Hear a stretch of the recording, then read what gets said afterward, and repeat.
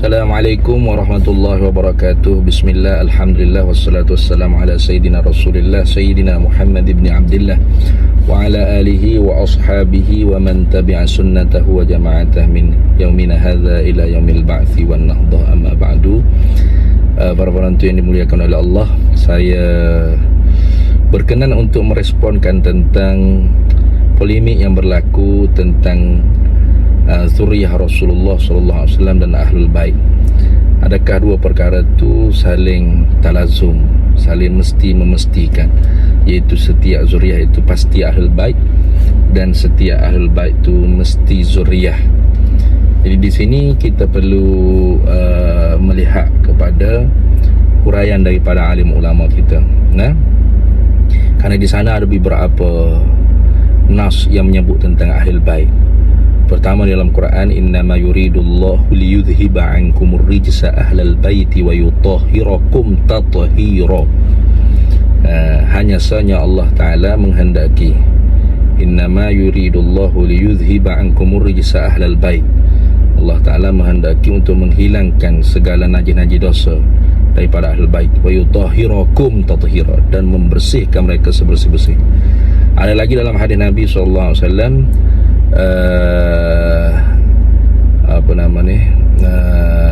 taraktu fikum amrayni lan tadillu abada in tamassaktum bihima, kitaballah wa itrati ahli bait, wa itrati ahli bait.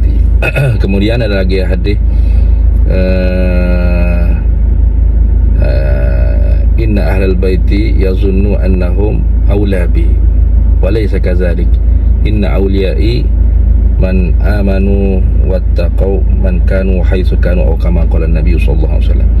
Kemudian ada lagi, alu Muhammadin kullu mu'minin taqiyyin. Ada lagi hadis, Allahumma shalli ala sayyidina Muhammad. Banyak lagi lah. Ada lagi Bilal min ahli baiti. Ada lagi Salman minna ahla baiti. Ada banyak lagi hadis. Jadi para alim ulama kita apabila meneliti hadis-hadis yang banyak seperti ini, maka mereka menempatkan beberapa ahlul bait itu pada maqam-maqamnya. Ada ahlul bait fi maqamid du'a. Bila kita baca selawat Allahumma salli ala sayyidina Muhammad wa ala ali sayyidina Muhammad, ini dipanggil doa, ataupun wassalatu wassalamu ala sayyidina Muhammad, itu dipanggil khabariyah lafzan, du'aiyah makna. Maka ahlul bait pada makna ini ialah kullu mu'minin walau kana 'asiyan.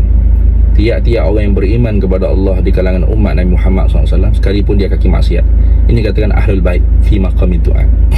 Kemudian ada lagi ahlul bait fi maqamil madhi, ahlul bait pada maqam puji. Maka yang ini ada berlaku panggil umum khusus, yakni tiap-tiap ahlul bait belum tentu zuriyah, dan tiap-tiap zuriyah belum tentu ahlul bait. Yakni kullu mu'minin taqiyyin, tiap-tiap orang mukmin yang bertakwa pada Allah, itu kata ulama, itu ahlul bait fi maqamil madhi, ahlul bait pada maqam puji. Ini tiap-tiap orang mukmin yang bertakwa pada Allah. Kerana ayat Quran, innama yuridullahu liyudhhiba ankumur rijsa ahlal bait, itu sebenarnya kena baca dengan panjang lagi. Ya nisa an-nabiyyu lastunna ka ahadin minan nisa inittaqaitunna. Wahai isteri-isteri Nabi, kalian tidak seperti perempuan-perempuan lain. Inittaqaitunna, jika kalian bertakwa kepada Allah. Fala takhda'na bil qaul, maka jangan kalian melunak-lunakkan suara kalian. Wala takhda'na bil qauli fayatma'a alladhina fi qulubihim marad wa qulna qawlan ma'rufa. Padahal wa qarna fi buyutikunna wa la tabarrajna tabarrujal jahiliyatil ula wa aqimna as-salata wa atina zakata wa ata'na Allah wa rasulahu innama yuridullahu liyudhhiba 'ankumur rijsa ahlal baiti wa yutahhirakum tathira. Jadi ayat tersebut walaupun tuju kepada isteri-isteri Nabi, tetapi al-ibratu la bi khususil lafaz wala bi khususis sabab walakin bi umumil lafaz. Ini taqaitun, yani tiap-tiap orang yang bertakwa kepada Allah, auliyaillah, maka dikatakan ahlul bait dengan jalan sahabat, dengan jalan sahabat mengikuti Nabi, mutaba'ah lin Nabi. Karena Salman Al-Farisi bila birabah dikatakan ahlul bait, padahal mereka bukan zuriyah. Maka ahlul bait di sini dengan makna bisababi mutaba'atin nabi, karena sebab mengikut Nabi sallallahu alaihi wasallam. Dan ini ahlul bait fi maqamil madhi. Kemudian di sana ada juga dia panggil zuriyat serta ahlul bait. Nah, yakni dikatakan itrati. Nah, itrati ahli baiti. Yakni itrahku ahlul baitku. Yakni zuriat Nabi sallallahu alaihi wasallam yang mewarisi bukan hanya darah DNA daripada Nabi, tapi bahkan ilmu, warasah dengan ilmu. Dia juga zuriyah, dia juga ulama, dia juga aulia. Ini dipanggil itrati ahli baiti. Maka ini sangat tinggi. Kemudian ada lagi orang panggil ahlul bait fi maqamiz zakah. Ini khilaf pak mazhab. Mazhab kita Syafi'i, ahlul bait fi maqamiz zakah ni ialah Banu Hashim, Banu Muttalib. Kemudian ada lagi Imam Nu'man bin Thabit, Imam Abu Hanifah, dikatakan 5 keluarga: Ali, Ali Ja'far, Ali Uqil, Ali Abbas, Ali Haris bin Abdul Muttalib. Ini mengikut pak mazhab ada berselisih pendapat. Kemudian kalau kita membaca kitab tu wa ala alihi wa sahbihi, itu kan kalau kita belajar alim ulama kita akan tafsir bahawasanya wa sahbihi itu min atfil khasi ala al-ami, daripada bab mengatafkan yang khusus, yakni sahabat di atas yang umum. Kenapa? Kerana sahabat itu khusus man laqiyan nabi wa amana bihi wa ma ta'ala zaikal iman fahuwa sahabiyun. Adapun keluarga Nabi, maka ni sampai akhir kiamat, sampai akhir dunia, ini sampai hampir kiamat pun masih wujud. Jadi sahabat Nabi itu khas, ahlul bait itu umum. Ahlul bait itu umum.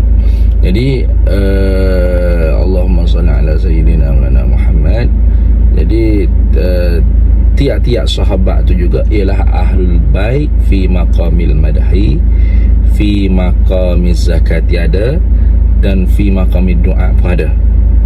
Bahkan ada di kalangan ahlul bait itu, di kalangan sahabat itu ialah ahlul bait ahlul kisai, iaitu 5 orang lah.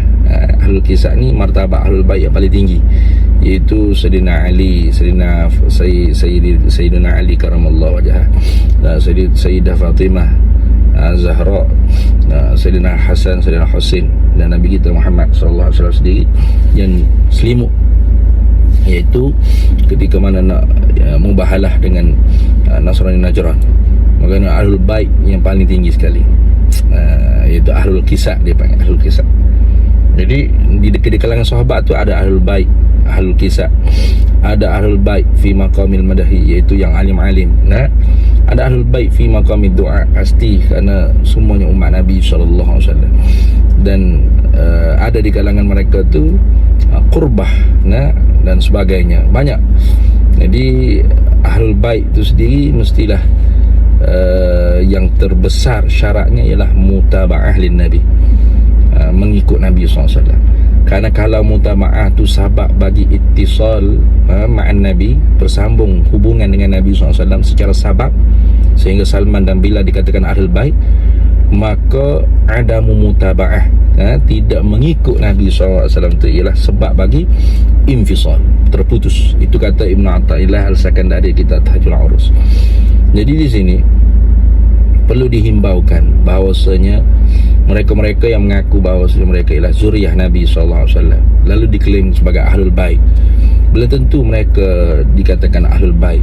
Hanya sebatas zuriyah, ya, sebatas zuriyah, ya, tetapi nak dikatakan ahlul bait, yang wajib dihormati, yang wajib dikasihi, yang disayangi, maka lihat kepada bagaimanakah lisanul halnya mengikut jadnya, iaitu Allah sallallahu alaihi wasallam. Jadi jangan sampai kita tertipu dengan mereka yang mencari nasib dengan menggunakan nasab. Wallahul muwaffiq ila aqwamit thariq. Assalamualaikum warahmatullahi wabarakatuh. Assalamualaikum warahmatullahi wabarakatuh. Bismillah, alhamdulillah, wassalatu wassalamu ala sayyidina Rasulillah, Sayyidina Muhammad ibn Abdullah wa ala alihi wa ashabihi wa man tabi'a sunnatahu wa jama'atah min yaumina hadza ila yaumil ba'tsi wan nahdha, amma ba'du. Para penonton yang dimuliakan oleh Allah, saya ingin merespon seorang yang masyhur di Indonesia tu, namanya Bahar bin Sumi, yang selalu sejak daripada 2018 lagi saya duduk follow dia. Memang lancang mulutnya tu memanggil alim ulama dengan kiai-kiai kera-kera berserban, ulama-ulama NU nasi uduk bukan Nahdlatul Ulama dan sebagainya. Terlalu lancang lidahnya tu. Jadi saya menghimbau kepada para penonton yang muliakan oleh Allah, tinggallah Habib seperti ini.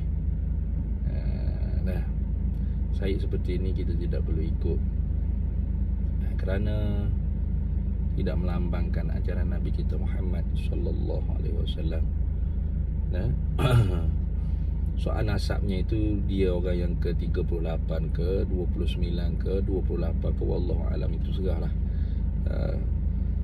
wallahu alam bihaqiqatih. Allah lah yang mengetahui dengan hakikatnya. Sekalipun dia berdarah zuriyah Nabi SAW, tetapi belum tentu dia ahlul baitin Nabi SAW. Boleh jadi zuriyah, ya zuriyah barangkali boleh, betul, tetapi ahlul bait fi maqamil madahi belum tentu. Karena fi maqamil madahi ahlul bait pada maqam puji itu sama ada auliya illah wali waliullah, man amanu wattaqau wa man kanu haitsu kanu, mereka yang beriman mereka itu dan bertakwa kepada Allah di mana saja mereka berada, siapapun mereka, kata Nabi SAW. Ataupun itrati ahli baiti, iaitu zuriyah Nabi SAW yang mewarisi ilmu, bukan hanya mewarisi darah, tetapi ilmu dan akhlakul karimah. Seperti Habib Umar, Abu Sayyid Muhammad bin Alawi Al-Maliki, begitu juga Sayyid Ahmad sekarang ni, begitu juga para habaib yang lainnya yang berilmu, berakhlakul karimah, yang memuliakan alim ulama, yang menyatukan ummah, yang mencintai tanah air dan sebagainya, yang tidak panggil memaki hamun pengurus dipanggil ketua negara ni, sampai mencaci maki presiden negara sendiri, lambang nombor satu ketuanan negara sendiri itu dicaci maki, maka itu bukan ajaran Nabi kita Muhammad sallallahu alaihi wasallam. Jadi jangan diikut. Ini orang tidak layak dipanggil Habib, atas Sayyid pun tidak layak. Tidak layak dipanggil Sayyid, tidak layak dipanggil Syarif, dan tidak layak dipanggil Habib. Panggilnya hanya Bahar bin Sumit saja cukup. Dan cuba lihat beliau membaca Al-Quran, setelah mana beliau menghina Al-Mukarram Kiai Haji Fuad Plerek, katanya jahil, rajulun la ya'lamu annahu la ya'lam, dikatakan goblok, bodoh dan sebagainya. Lalu Allah Ta'ala mentajallikan, Allah Ta'ala menzahirkan bahawasanya dia yang bodoh, dia yang membaca Al-Quran dengan salah baris. Bukan hanya sekali, diulang 2 kali dengan cara melihat ayat Al-Quran, tetap lagi salah membaca Al-Quran. Lihat. Sebab tu jangan kita menghina manusia, jangan menghina orang, apalagi menghina Gus Fuad Plerek yang juga zuriyah Sunan Ampel, zuriyah Rasulullah sallallahu alaihi wasallam. Itu. Jadi menghina Gus Fuad lagi dengan membaca kitab tak betul dan sebagainya. Akhirnya Allah Ta'ala menzahirkan dia yang baca kitab tidak betul, baca hadis tidak betul, baca kitab tidak betul. Jadi saya menghimbaukan para pengikutnya, sudah-sudahlah ta'assub dengan Habib Bahar, dengan Bahar bin Sumit. Cukuplah. Perbanyakkan orang panggil, perbanyakkan guru-guru yang lebih alim, lebih arif, lebih berakhlakul karimah. InsyaAllah mudah-mudahan selamat dunia dan akhirat. Wallahul muwaffiq ila aqwamit thariq. Wassalamualaikum warahmatullahi wabarakatuh.